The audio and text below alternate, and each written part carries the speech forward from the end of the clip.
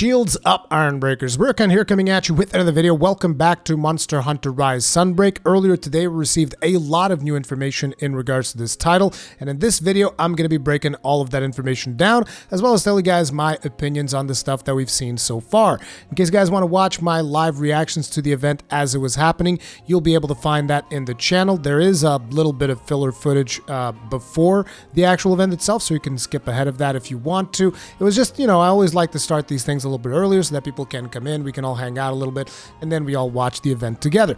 But anyways, let's get started because I want to try to keep this one a little bit shorter because this is for the people that didn't have time to actually watch the live stream itself. So one of the first things that we actually got to watch during the presentation was some new Malzeno footage, which showed the flying leeches that I kind of already speculated were leeches and most people determined were leeches, I would expect.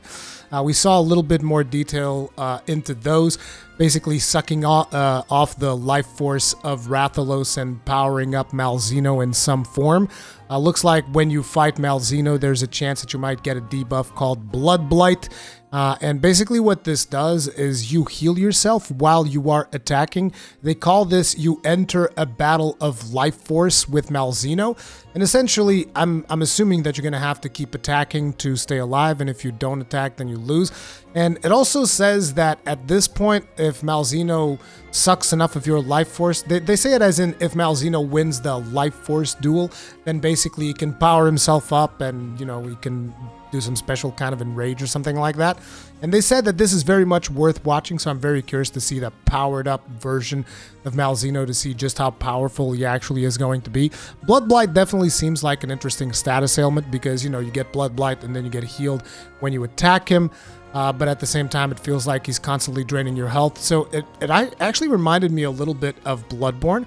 If you guys remember the mechanic of regaining on Bloodborne, which is whenever you get hit in Bloodborne, you have a chance, not a chance, but like whenever you get hit, you can counterattack the monsters very fast after you get hit, and you'll be able to recover some of that life back. So it kind of feels like something a little bit, in line with that, which kind of makes sense because if you pay attention to what Rise has been doing, and it seems that from what we've seen in today's presentation, Sunbreak is just going to further build upon that, and that is that this is a very action-focused version of Monster Hunter. We talked about this at length in the podcast and all of that stuff, and it seems like they're elevating that even more. So if you're someone that was hoping for a slower experience with Sunbreak, completely remove those expectations. Sunbreak is going to be even more hyper than Rise already was. So just, settle in for that ride or don't settle in at all. But that is what you can expect from Monster Hunter Rise Sunbreak at this point.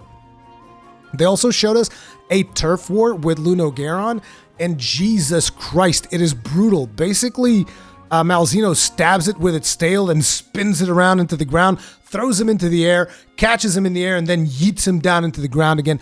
It is extremely brutal animation, and it is also extremely good-looking animation.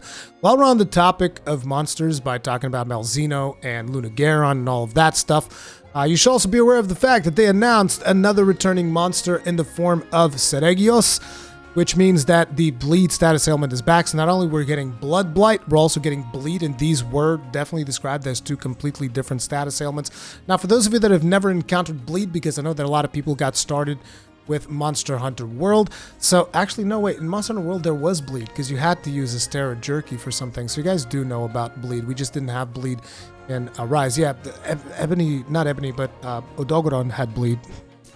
Idiot. Anyway, doesn't matter. You guys already know how this works. You have the Astera Jerky, which I'm assuming, in here you'll get like the Kimura Jerky or the Elgato Jerky. Or you can also just crouch down and wait it out, and eventually it'll pass and you can keep on going on with your life. But yeah, Seregios is back, and that he seems really, really cool, as he's always been in previous games. Seregios is going to be a first-time monster, even though he is a returning monster. He's going to be a first-time monster for a lot of people because they started with World, and that is something that I'm excited about because Seregios, for those of you who don't know, he actually had a unique thing to his weapons, which was the more you dodged, your weapon would resharpen. So it makes me curious if they're going to reapply that to his weapons in Sunbreak, and potentially we'll have more monsters that could have more unique mechanics like that. Hey, maybe when you counter something, this weapon does something special. I think that could be an interesting thing. Now, besides that, they also announced 2 new subspecies of existing monsters that were introduced in Rise. One of those being Somnacanth, which is getting a subspecies called the Aurora Somnacanth, which is basically an ice version. So Somnacanth used sleep in the base game. This version is going to be using ice, and you know, this is something that you're going to be encountering in G rank. You also have Magma Almudron, and I can't wait to have to chop Magma Almudron's tail and then capture him, only to never really see his orb, because Almudron orbs actually do not exist, and anyone who tells you otherwise is essentially lying to you. Now, in all honesty, the Magma Almudron looks pretty interesting. I'm curious to see how that is going to be playing out, because, you know, I realized that at the start of Monster Hunter Rise, Almudron kind of annoyed me a little bit, but later into Monster Hunter Rise, the most annoying thing is actually just getting his orbs. So we'll see about that, but, you know, I'm always curious to see new subspecies and stuff like that, so that's cool. They also talked about how they're adding new moves into base Rise monsters. So in case you think like, oh, I've already played against these monsters, I pretty much have their move set on check. I know exactly what they do and I know how to deal with it. He says, no, you're going to be surprised. So Agnesom's got a new somersault that he combos into. Tigresk also has a bite into spin attack that they showed, but they only showed very brief moments of footage, and it's switch footage, which is also not at a very high bitrate, so it's kind of hard to tell. But yeah, you do get these new moves that they're adding to these 2 new monsters. And he basically said, you know, most monsters are going to be getting new moves. So think in lines of like, if you remember, Rathalos didn't really have his crazy fire breath that he does in Rise. That's a new move. I would expect to see something like that for most, if not all, base Rise monsters. And when you enter G rank, which is cool because it gives you another move set to kind of like, well, not a move set, but another move to kind of worry about when you are fighting these monsters, and keeps things a little bit fresh.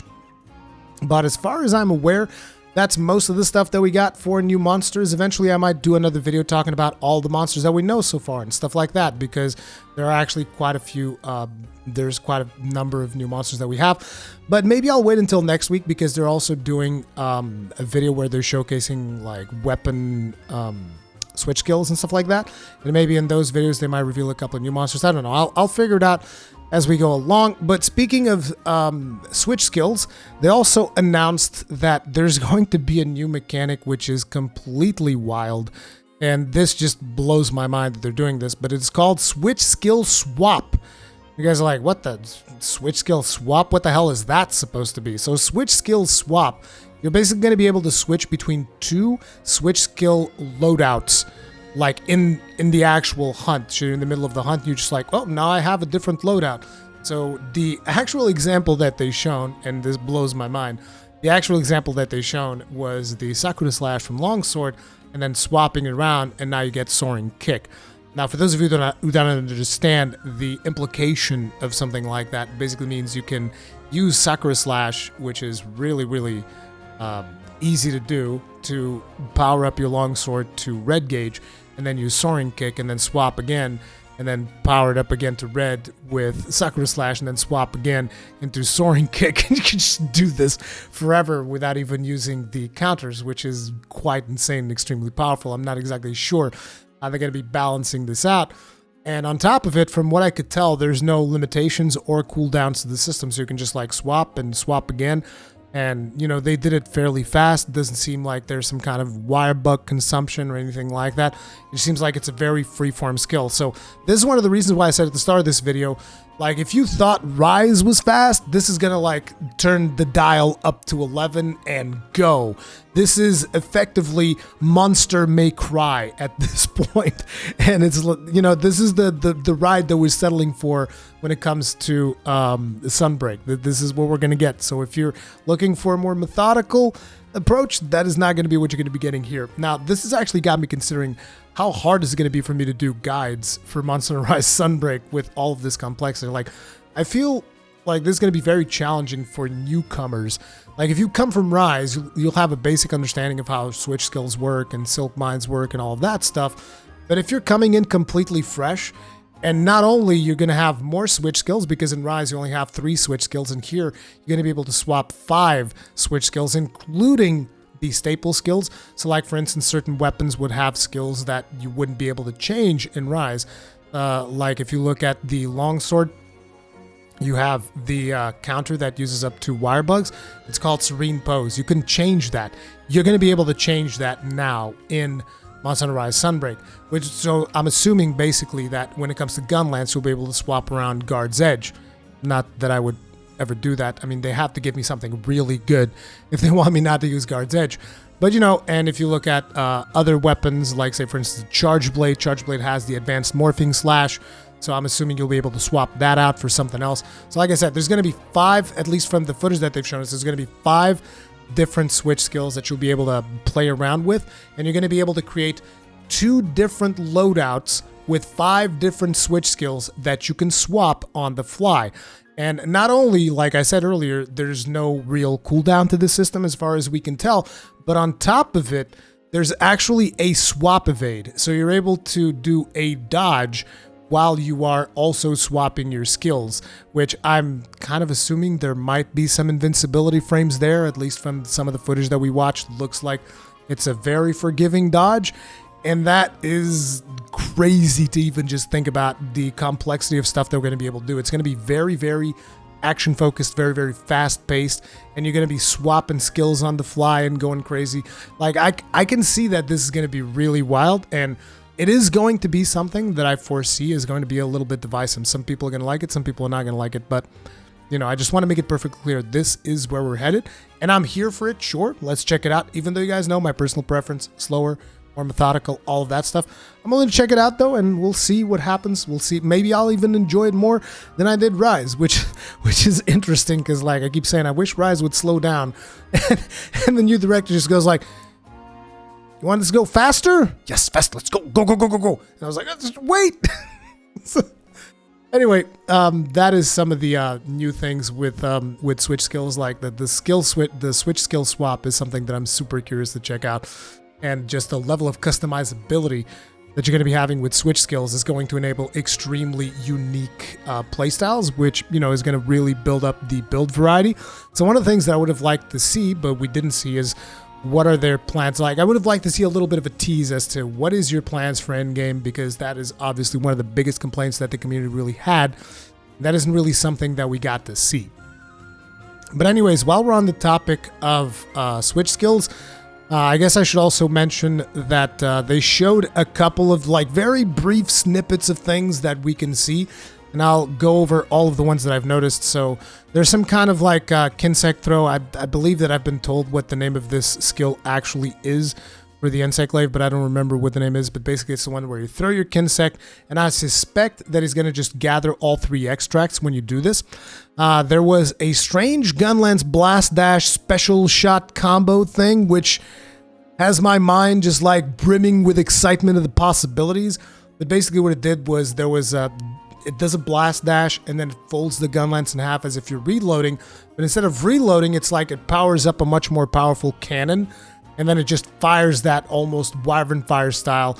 And I was like, dude, what is this? This is insane. I love it. So I want to see what that's about. And on top of it, it seems like this special shot, you're going to be able to do it by itself. So it's not just a part of this crazy blast. That, again, it just has my mind wondering, like, what is the combination one with the blast dash? Because it does blast dash and then it combos into this special shot.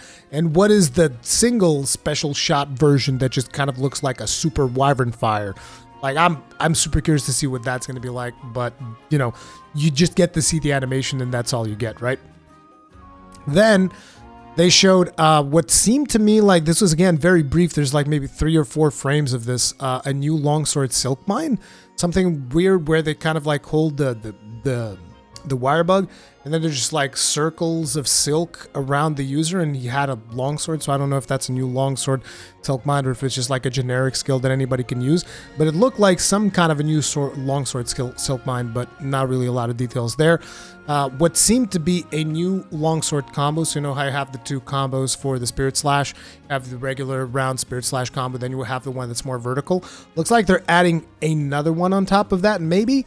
At least that's what it looked like, and maybe even a new longsword sheath, because that shows up in the whatchamacallit, in the switch skills thing. that there's like a special sheet thing. They don't show you what you can replace it with, but they definitely show multiple times this special sheet animation that maybe looks a little bit different. I don't know, I don't play that much longsword. They give us a teaser of what appears to be the heavy bowgun siege mode making a comeback, which I don't know a whole lot about that because I don't play heavy bowguns. Just to all of you heavy bowgun mains out there, just be aware that's probably going to be a thing. They showed us something that looks like the sword and shield triggering chaos oil, which again, not sure. A lot of these are speculation, guys, so you have to bear with me here. They show us some kind of hammer Silkbind spin, which is similar to the spin that you get on the hunting horn. They show us what appears to be a new base combo for dual blades, which makes me think that most weapons are going to have like a new combo that they're going to be able to do, because we already see like a new combo for longsword, now a new combo for dual blades. I believe there was another one that I've seen. But yeah, then there's also the some kind of a Silkbind shot that the bow can do that looks like it's got like a hook going out of it or something like that. There's a light bowgun retreat shot where he kind of like takes a shot and then uses the wire bug to retreat backwards. There's some kind of power-up for the greatsword, which they don't really show too much of. They just show the quick animation. And a new switch axe discharge. These are all of the switch skills that I was able to identify. Not just switch skills, but more like Silkbind moves, I guess, is what you'd call them. Those are all the ones that I was able to identify in the video. Did I miss any? Make sure to let me know in the comment section down below in case I miss any of those moves. There's a couple more things to talk about. They once again reference that you can now do wall running without necessarily wire dashing. This is not news. We talked about this already. This is actually present in the website, which, by the way, the website has been updated. There is no more mandatory wyvern riding, so me and Gaijin had already speculated on this when we first saw like a screenshot that showed something from the Japanese version of the game, and we both started speculating that this is probably what they were going to do. So now you can just have it that you will only wyvern ride if you sheath your weapon and then press A. So this will allow you to continue to attack the monsters without triggering wyvern riding. And this, I know, is a big deal for a lot of people, so I'm glad that they're implementing this. I'm just curious to see how, you know, how balanced it's going to be. Because if you can just wail on it for the full duration during which you would be mounted, then there really isn't that much reason to mounting a monster except the slamming into another monster or something like that. Because you can deal, just the amount of time that the monster usually stays stationary is much longer. So I would expect them to balance around that, and if you continue attacking after you trigger the wyvern riding state, I expect the monster to recover significantly faster than it has done in the past. But we'll see how that pans out. And then finally, another feature is followers. Now, apparently you're going to be able to bring in special characters from the story of Monster Hunter Rise. Well, in this case, the story of Monster Hunter Rise Sunbreak, because they showed a lot of the people in town. You can bring Fiorraine, which is Rondine's sister. You can bring, I forget his name, but Gunland's trainer guy. I keep forgetting his name. Like, I don't know, even during the stream, I saw his name and then I instantly forgot it. But you can bring him. You can bring like the new Ace Cadet guy, which is called, I think, Jay. And there's a couple of other characters. You'll be able to bring in Hinoe and Minoto from Kimura, and they also said that you'll be able to bring in additional characters. So my question now remains, and I hope to discuss this with Gaijin at some point because he was offline shortly after the presentation, but my question now is this followers thing something that you can bring with you in any quest, which I don't think is the case? Is this going to be a special type of quest? Because they even mentioned during the presentation follower quests. I'm not exactly sure if that means, okay, there's a different type of quest now called follower quests, or it could just be the village quest because that's single player. One of the things that it did confirm is that you can't use this in multiplayer. So whenever you're using followers, it is a single player only thing. I'm very curious to see how this plays out. I'm very curious to see how they balance it out. If it's going to be, you know, maybe feel a little bit too easy. If it's going to feel maybe a little bit too hard because they don't pull their own weight and they scale the monster up. Who knows? I'm very curious, but I think that this really opens the possibility for better storytelling in Monster Hunter, you know, because it's not just, oh, it's your character and then whenever something happens, everybody leaves. right? Because that's kind of like what you had in World. Oh, here's the, here's the handler, and something happened, now she's going to leave, and it's just me fighting the monster. This time around, it looks like, you will have characters that will go with you into battle. And again, I think that you can have some really interesting storytelling moments if you apply those things correctly, but that remains to be seen if that is going to be the case or not. Now, one of the things that I really did like about this presentation is that they did not show too many monsters. Like, if you really think about it, we got revealed, what, 3 new monsters? We got Seregios, we got Aurora Somnacanth, and Magma Almudron. Everything else we already knew. We already knew about Malzeno, and pretty much all the other monsters that they've shown we already knew about. So I thought that's cool. I hope that they keep that up. I hope that they don't reveal too much. Now, in the 16th, there's going to be... they're going to start releasing stuff for the weapons, so they're going to start releasing information on the switch skills for each of the weapons. I'll be doing, the reaction type videos that I did when they did the same thing for Monster Hunter Rise, and I'll be posting those on the channel as well, so you guys can look forward to that. In the meantime, I'll probably be streaming some more Road to Sunbreak, because I'm preparing my PC save to play some Sunbreak, and I will also try to weave in a couple of Elden Ring live streams, because I do want to do a New Game Plus run before Monster Hunter Rise Sunbreak releases. So a lot of stuff to look forward to here in the channel. Also, I enabled a new feature, which is like super thanks or whatever. Don't feel like you ever have to do it, but if for some reason you're like, oh, I really enjoyed this video, whatever, I appreciate it is all I'm saying, but you never feel like you have to. Always take care of yourselves first. That's the most important thing, and just hang out. And if you want to support me, just hit the like button, because that helps me out a lot, and it's pretty much free. There's not a whole lot of investment there, and it's really big help for the channel, and it lets Aunt Susan know that you guys are still watching my content. You guys are having a good time. But anyways, I'm already going on longer than the actual event itself, but that's also because I explained some stuff in more detail. So I'm going to be calling it here. If you guys enjoyed this video, hit the like button. I guess that's the second time I said that. I probably don't deserve it anymore. But I'll see you guys in the next one. Stay strong, stay safe. Peace out.